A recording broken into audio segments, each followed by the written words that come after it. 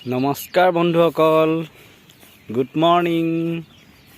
মই এতিয়া ডিউটিলৈ আহিলোঁ আৰু ডিউটি আৰম্ভ হোৱা নাই, ডিউটি হ'ব আৰম্ভ।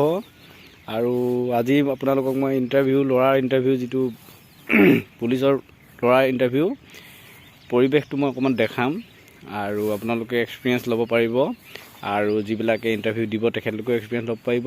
আৰু ভৱিষ্যতে যদি কোনোবাই ইণ্টাৰভিউৰ কাৰণে প্ৰিপেয়াৰ কৰিম বুলি ভাবিছে তেখেতলোকেও এক্সপিৰিয়েঞ্চ ল'ব পাৰিব যে কেনেকুৱা ধৰণৰকৈ ইণ্টাৰভিউ অনুষ্ঠিত হয়।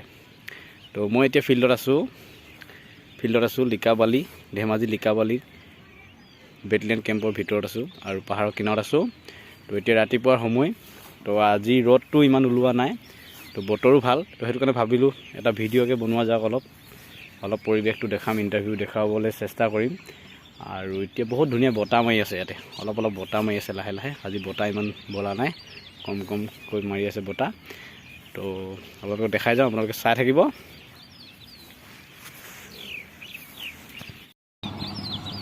কেণ্ডিডেট ৰৈ আছে আৰু কেণ্ডিডেটৰ দীঘলীয়া শাৰী, ইয়াতে এইফালে হ'ব লং জাম্প আৰু তাতে যিটো টেগ দেখিছে ফ্লেগ লাগি আছে, তো তাতে দৌৰিব।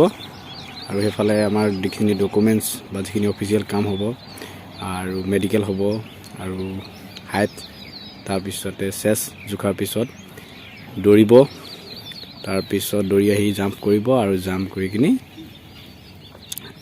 চিন আপ মাৰিব। पागल फौजी ना बोलिया कर छोरी रे, इस फौजी की फैनिया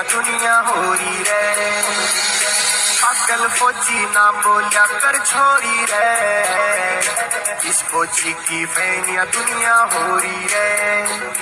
मेरी भारत माँ की फौज ने क्यों कर छोटू में, राता में हम जागा तू चैन से सोरी रे। पागल फौजी ना बोलिया कर छोरी रे, इस फौजी की फैनिया दुनिया हो रही है।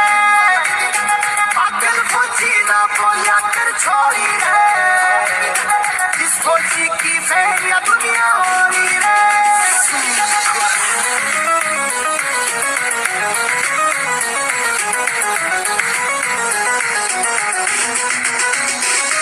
हर कोई भी एतवार की ना छुट्टी से, बर्फ कटोरी में रोज लगाए टूटी से।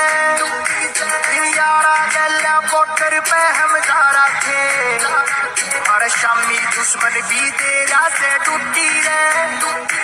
आगे पाछे आना जाना पोस्टा में, हम कड़ पे धर के ले चून की बोरी रे।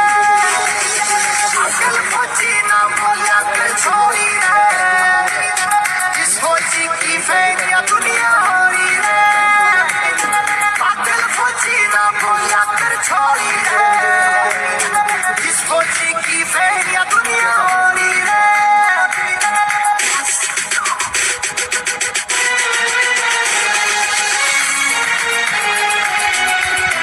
बोलिया कर छोरी रे, इस फौजी की फैलिया दुनिया हो रही है। इस फौजी की फैलिया दुनिया हो रही है। राकेश गोरन बहुत करे से लायक रे, फौजी दीपक मलिक भी बढ़ गया गायक रे।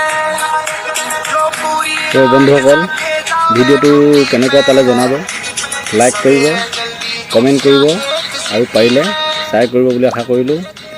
আৰু আজি যিহেতু পৰিৱেশ দেখালোঁ, তো তাৰ পৰা মই এটাই বাৰ্তা দিব বিচাৰোঁ যে নৱপ্ৰজন্মক বা যিখিনি ল'ৰা ছোৱালী আমাৰ ইণ্টাৰভিউৰ কাৰণে প্ৰিপেৰেশ্যন কৰিছে বা প্ৰিপেৰেশ্যন কৰিব অনাগত দিনত, তো তেখেতলোকে যাতে নিজৰ চিৰিয়াছ হৈ লৈ কিনি কামটো কৰে।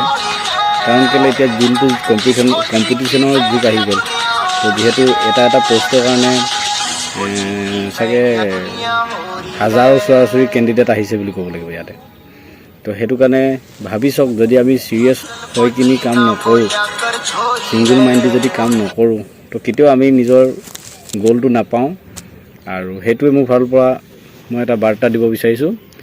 আৰু ভিডিঅ'টো কেনেকুৱা পালে জনাব, লাইক কৰিব, কমেণ্ট কৰিব।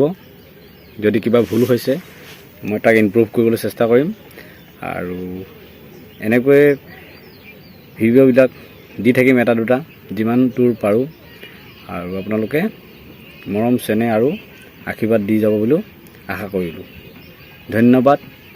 জয় আই অসম।